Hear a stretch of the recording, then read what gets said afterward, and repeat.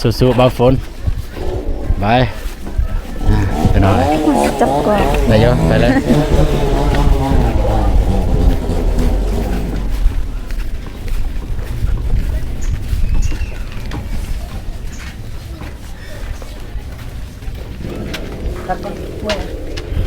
เอามาซอยกันสัน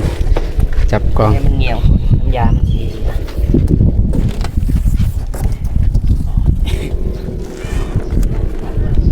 เอ้ยมันตำหัวมันตำหัวเสียงกล้องน้องวันซีจับอยู่ใส่จับเสือกป่ะมาฝนจับเสือกมัน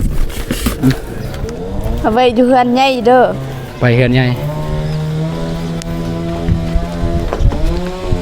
เลยเอาพวกนี้ออกแน่พวกนี้นี่จะได้เปิดบ่ได้เด็กคู่มือกันคู่มืออยู่นี่อ่านตามคู่มือยังเสียเนี่ยเอาออกก็สามารถเปิดได้ยังสินี่อันนี้ก็ออกคือกันเนี่ย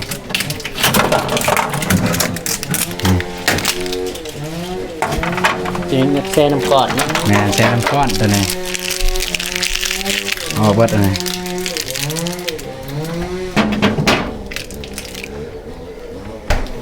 เรียบร้อยพี่น้องเอ้ยมันรักษาอนามัยมันเสร็จเอาวันไหนมาโดยก่อนอื่นหมดลูกก็ขอขอบคุณพ่อหลายๆเด้อที่ต้นแล้วก็สงสารลูกแล้วก็โอนเงินมาให้ลูกแล้วก็ซื้อตู้เย็นแล้วก็ให้เงินอีกแล้วก็เพื่อให้น้องได้ซื้อตู้ซักผ้าก็ขอให้พ่อจงอยู่เย็นเป็นสุขกายสุขใจขอให้พ่อสุขภาพแข็งแรงเด้อขอให้อายุมันคนยืมความเจ็บบ่ให้ได้ความไข้บ่ให้มีเด้อพ่อนอนก็ค่อยได้เงินหมื่นตื่นก็ค่อยได้เงินแสนย่างแกงแขนก็ค่อยได้เงินล้านย่างเลาะกลางบ้านก็ค่อยเป็นมหาเศรษฐีเด้อพ่อหรือว่าไปใส่มาใส่ก็ขอให้มีทุกคนฮักคุณเพลงเด้อสาธุสาธุขอบใจหลายๆอาเซฟนนำเด้อทีแล้วก็ขอบใจตูนนะ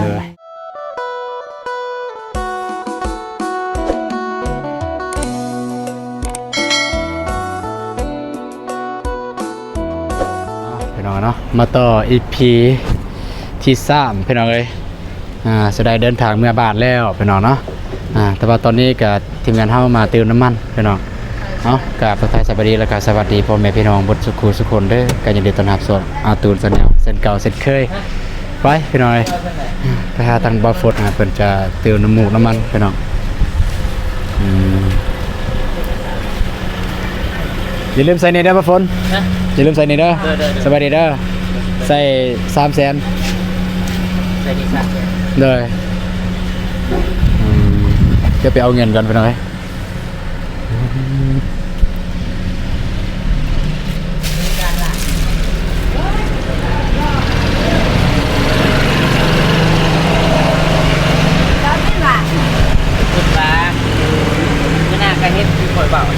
ขอชิตังนี่นี่เด้อจะไปตังเองเด้อยังเปิดกระล่าเหรอตอนนี้บ่อฝนกำลังเติมน้ำมันใส่รถใส่อันกระตุกใส่ก้านใส่อย่างนั้นแหละใส่เห็นยังน้ำมันนั่นบ่อฝนใส่รถสีเขียวใส่รถทันใดเห็นบ่มาเที่ยวเก็บตัวเองเลย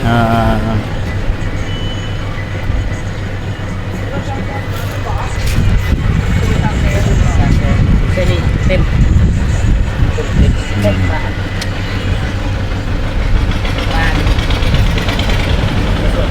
พี่น้อยเป็นห่วงอยู่รถตู้เย็นนี่จังหน่อยเนาะเดินมันสิล่มแต่ว่าก็แค่นี้เราเส้นทางก็ยังง่ายได้ไปมาพุ่น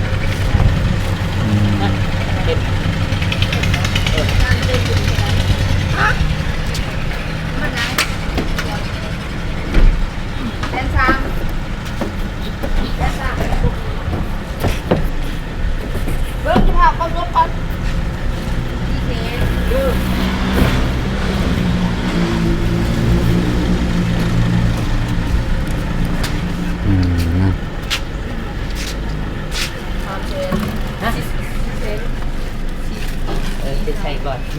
จะได้จังไร400,000นั่นแหละ พี่น้องตอนนี้น้องบองเป็นเมารถอยู่ในเป็นไงเป็นยังไงสบายดีด้า ได้ดีได้ เมารถว่า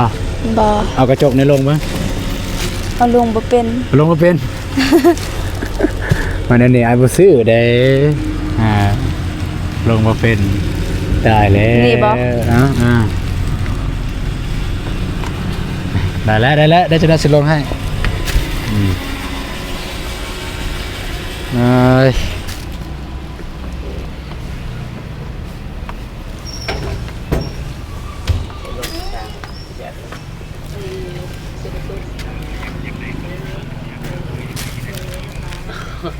ยังไรคือทางไหนแม่ มันใส่ระบบเนาะ นะจะใช้ก้อนจะได้ยังไง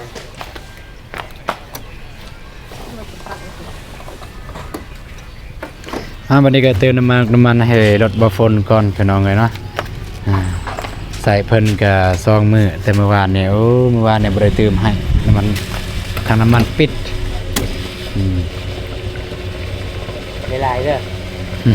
นี่มา ใส่ในลายในเด้อ300,000เด้อ แฟนเอาแฟนในลาย 300,000ในลายเด้อ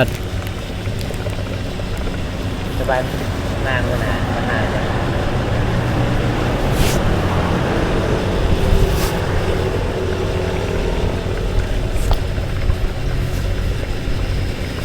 นานจะเป็นนานจะเป็นไม่นาน นานเราออกแล้ว ฮะ เราออกแล้ว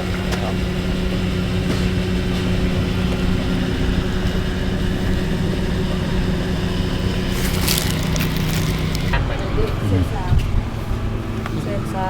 โอเค 800,003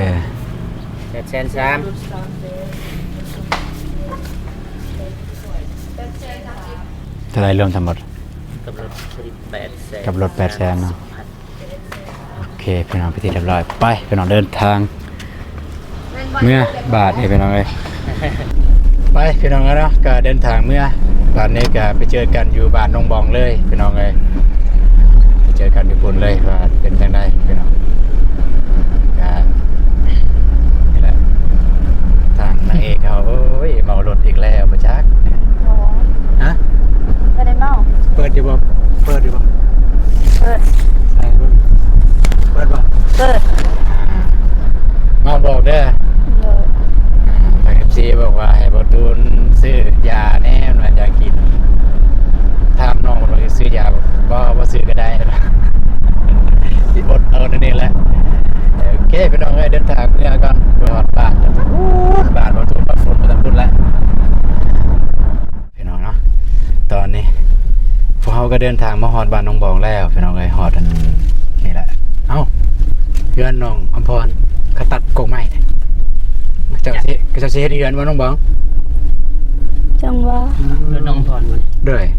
นี่แหละเรือนน้องบองตัดกกมาตัดกกนี่ฮอดบ้านแล้วพี่น้องเอ้ยฮอดศาลแล้วน้องบองก็มื้อนี้บ่ได้เมาถือว่าเก่งตัวมือซุ่มเซยเย้ สู้ บ่ได้เมามื้อนี้แบบคิดลึงแล้วเนาะสิลึงแล้วบ่ได้เมาแบบนี้เนี่ยบ่ตูนก็สิตั้งใจหาเงินเพื่อซื้อรถให้น้องบองกี้ โอเคไปพี่น้องเอ้ยก็บ่แต่สิเอาตู้เย็นลงแล้วก็สิได้นั่งเล่นหน่อยนึงแล้วก็บ่ถึงสิได้เดินทางไปพร้อมกับบ่าวฝนเลยไปไส งานวาย บ้านทงไว้ไปหาบ้านน้องห่านบ่ตูนยังบ่เคยอัปเดตบ้านน้องห่านจ้าเถื่อเลยไปพี่น้องเอ้ยโอเคพี่น้องเอ้ยตอนนี้ก็เป็นทีเรียบร้อยแล้วหอดเถื่อนหอดซานน้องมันสีพอดีมาน้องมันสีมาซอยอายนะทาง FC บอกเอิ้นลุงมันสีมานี่ ลูกนี่ เอิ้นลุงมาลุงมาซอย อ้าย หนักเติบพวกอ้ายย่อ2คนเนี่ยจนมันทับเบาฝนนะทับเบาฝนโอ้ยเบาฝนจุดลุกบ่ได้เลย เอาไปเลย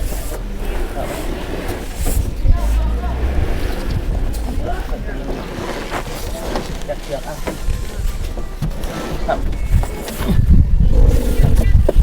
จับเสือกเอาหนึ่ง จับเสือกเอา ยังบอก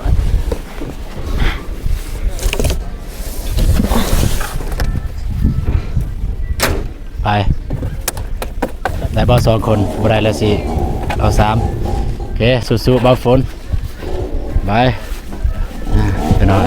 จับก่อน ไปเยอะไปเลย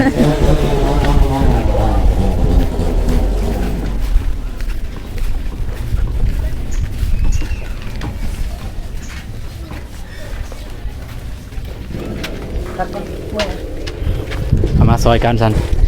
จับกล่อง ให้มันเหนียวน้ำยามันสี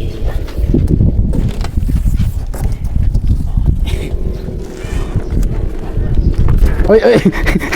มันตำหัวมันตำหัวเสียงกล้องน้องวันซีจับอยู่ใส่จับเสือกป่ะมาฝนจับเสือกไว้ เอาไว้อยู่เฮือนใหญ่เด้อ ไปเฮือนใหญ่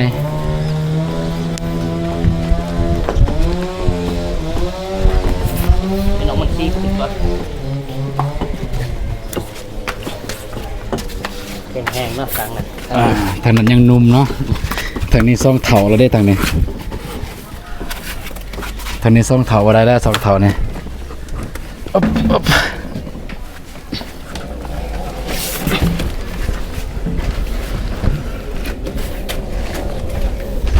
สิบางอยู่ใส่ย้อย ไว้บ่นั่น ไอ้คิดว่าอยู่บนนี้มันคือเนาะ แยง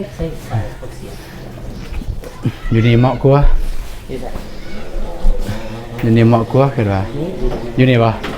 เดี๋ยวอยู่นี่ก็เหมาะกัน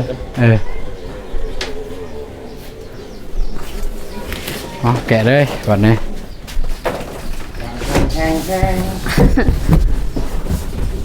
อุ๊บเอ้ยเกือบถึงดอกไฟนี่ก็น้องบองได้เห็ดเป็นเก็ดเมียนเครื่องได้ได้ไหม ๆเงินคนก็ได้ มาย้ายมาทางนี้เลยสันบ่ย้ายทางเบิดเลย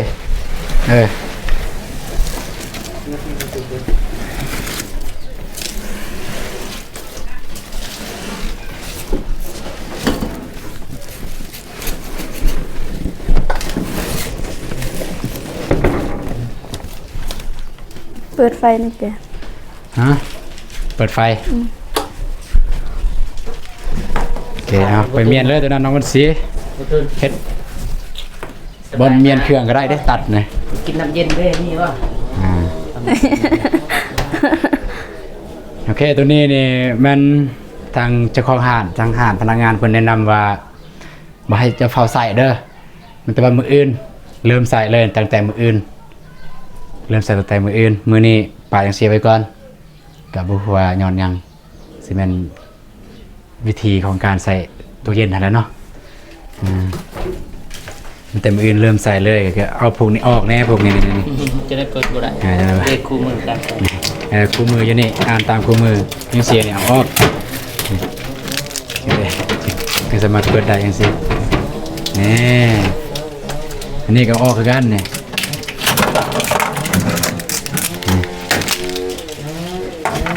จะมีแช่น้ำก่อนนะ แม่แช่น้ำก้อนตัวนี้ออกเบิดตัวนี้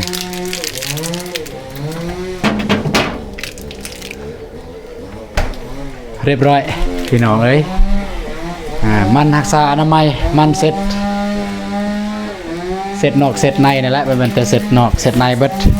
แล้วก็มาให้ทึกน้ำเพิ่นว่านี่มาให้ปะบอลที่มีบอลมันซึมให้บอลที่มันแห้งบอลที่มันเหมาะสมเหมาะกับตู้เย็นนั่นแหละ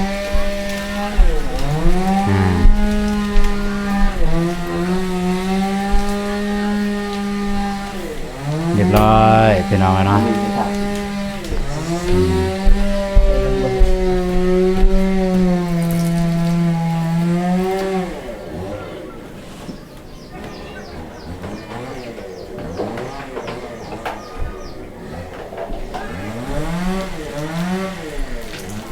เดี๋ยวบอตูนก็สิไปเอาเงินที่เหลือของน้องบองเพิ่นแล้วก็มันจะมีเงินเพิ่นให้พิเศษน้องบองอีกอยู่หั่นพี่น้องเนาะไปหยุดก่อนให้ฝนโอเคพี่น้องเอ้ย เป็นทีเรียบร้อย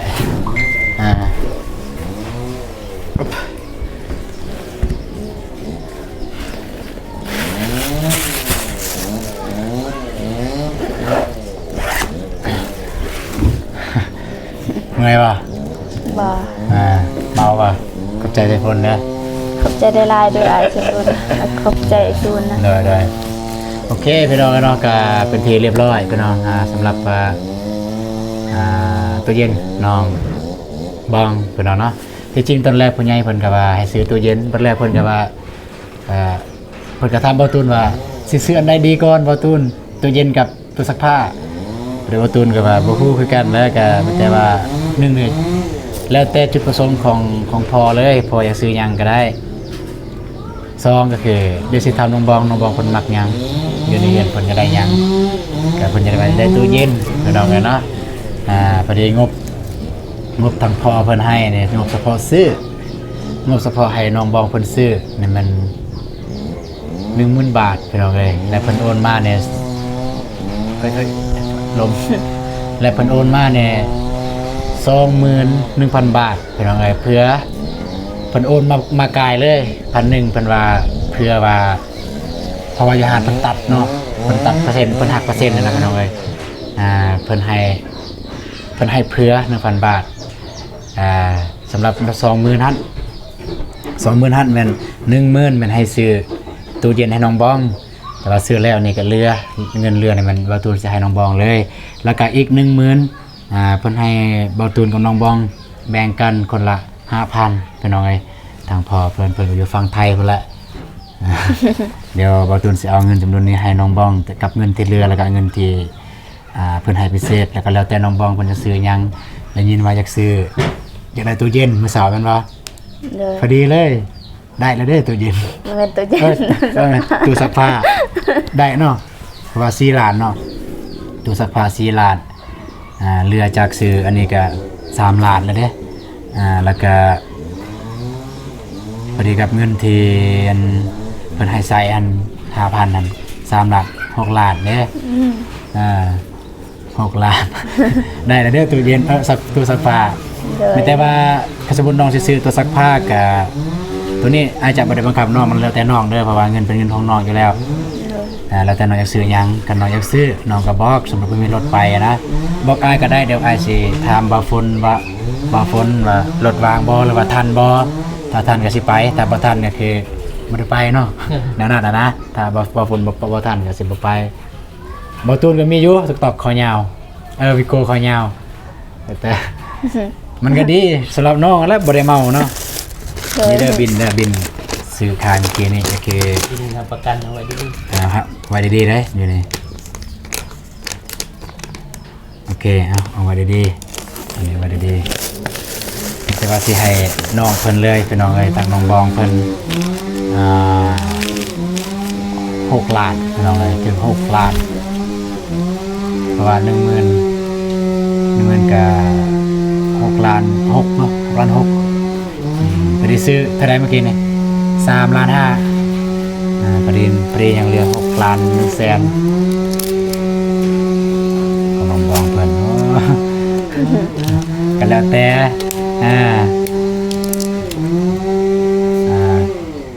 มันจะมาใช้น้องบองเพิ่นพี่น้องเนาะรวมกับเงินที่ยังเหลือไปซื้อตู้เย็นแล้วก็รวมกับเงินที่พอเพิ่นให้ใช้พี่น้องไงก็สิให้น้องเพิ่นเลยเดี๋ยวให้น้องเพิ่นนับเองแล้วนับอยู่นี่เท่าไหร่เพราะว่าเป็นบัตรอาจไปเอาอยู่ห้านเมื่อวานเนี่ยไปนำกันได้เราเลยแต่บ่ได้เบิ่งคลิปของบ่ฝนที่เห็นไปห้านค่ำนั่น บ่ได้เบิ่งในคลิปของบ่ฝนไปห้านค่ำ เลย เลย ได้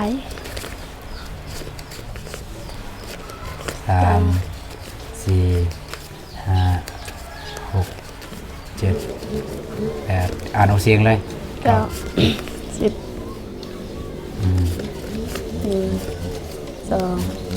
3 4 5 6 7 8 9 10 2 ล้าน 1 2 3 4 5 6 7 8 9 10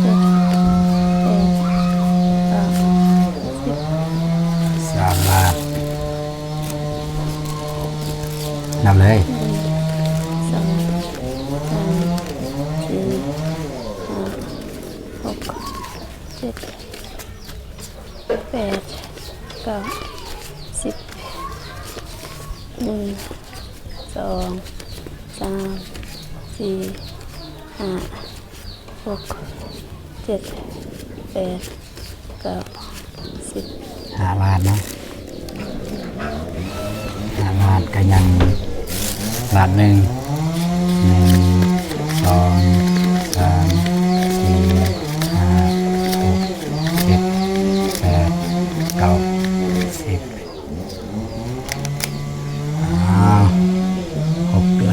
106 ลายเนาะ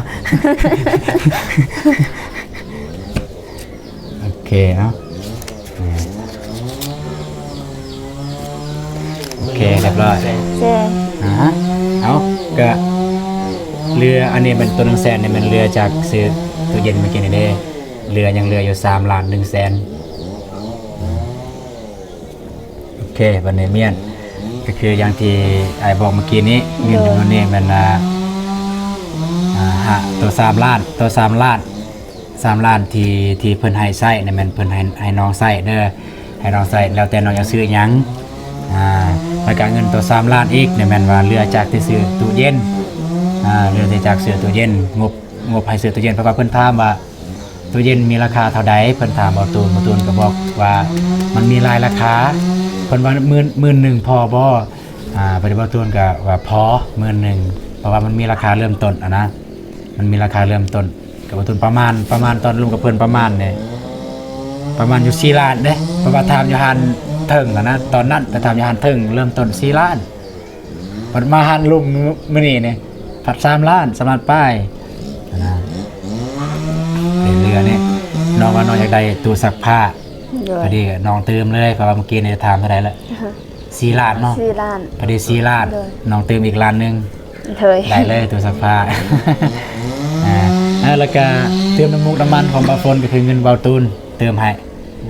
บาฟนเพิ่นบาตูนเติมให้ บาตูนหาเพิ่นเด้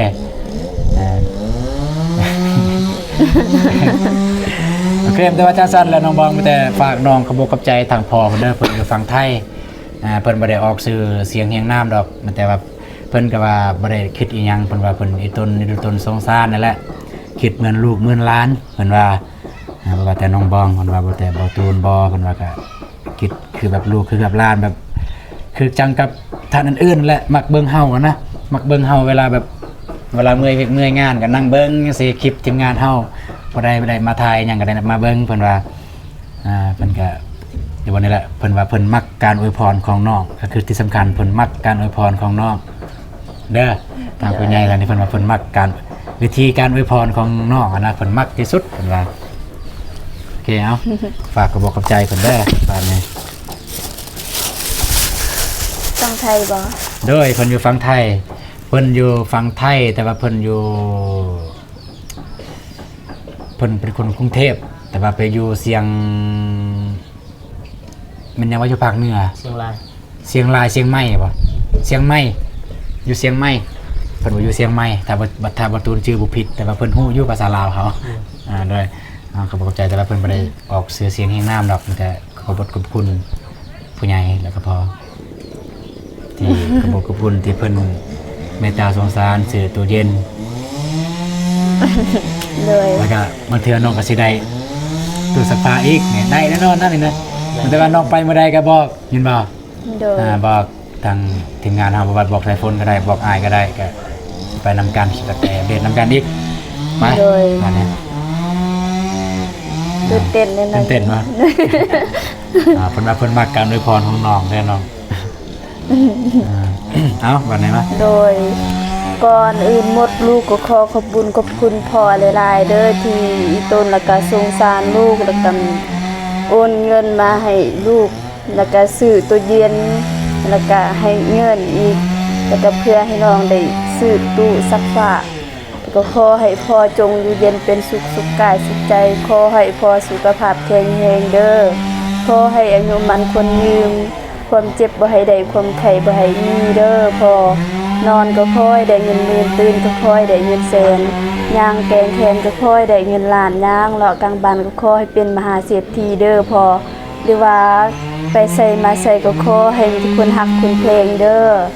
สาธุ สาธุ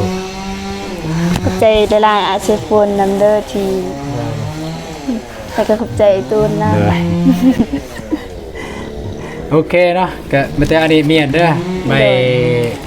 หักประกันเพิ่นถ้าเมื่อใดมันพังมันเพแบบเรื่องเพนะถ้าเพประเภทบาตูนก็ไม่ค่อยเข้าใจว่าเพิ่นสมมุติมันซอดเด้ สด ด้วยมันตกแตกได้แบบมันซอดมันตายบ่ฮู้สาเหตุเอาไปเปลี่ยนเนาะภายในปีหนึงนับเลยตั้งแต่ภายใน12เดือนตั้งแต่เดือนนี่แหละเดือน11นับเลย เดื ไป อน ฮอด 11 เพิ่นเล วัน ย ที่ยัง มื้อนี้วันที่17 วันที่17 อืม เดือน11 เลยโอเคพ่อแม่พี่น้องเนาะก็เรียบร้อยแล้วก็ทางน้องบองเพิ่นเฮาก็ทางบ่าวตูนกับน้องบองบ่าวตูนกับบ่าวฝนกัน ได้เอาตู้เย็นมาส่งน้องเพิ่นไปที่พอแล้วยืนอยู่3ตอนนี้เอาสำหรับคลิปนี้บ่าวตูนก็ก่อนอื่นหมดต้องขอขอบคุณขอบใจหลายๆขอต้องขอขอบคุณขอบใจขอหลายๆเด้อที่ไว้เนื้อเชื่อใจบ่าวตูนแล้วก็เมตตาสงสารบ่าวตูนแล้วก็น้องบองที่โอนเงินมาให้ใส่แล้วก็โอนเงินให้น้องบองได้ซื้อตู้เย็นได้ลักษณะแบบว่าได้สุขสบายอยู่ในเรือนให้มีแนวใส่ให้มีน้ำกินแบบว่าเย็นๆให้ได้กับพ่อให้พ่อจนอยู่เย็นเป็นสุขกายสุขใจสุขภาพแข็งแรงอายุมันคนยืนพัฒนาสิ่งใดก็ขอได้สิ่งนั้นดังสมการพัฒนาเด้อพอเด้อนอนได้เงินหมื่นตื่นได้เงินแสนให้มาเท่านี้ได้กลับเป็นร้อยเท่าพันเท่าเด้อพอเด้อสา สาธุ โอเคพบกันใหม่สำหรับคลิปนี้เบาตูนและก็ทีมงานขอกล่าวคำว่าสำบายดีเด้อไปเจอกันอยู่ที่บ้านน้องฮานไปน้องเอ้ยสิบางทีก็สิเดินทางกับเบาฝนเลยจังหน่อยไปบ้านน้องฮานเบาตูนกับด้นละไปทางนั้นโอเคไป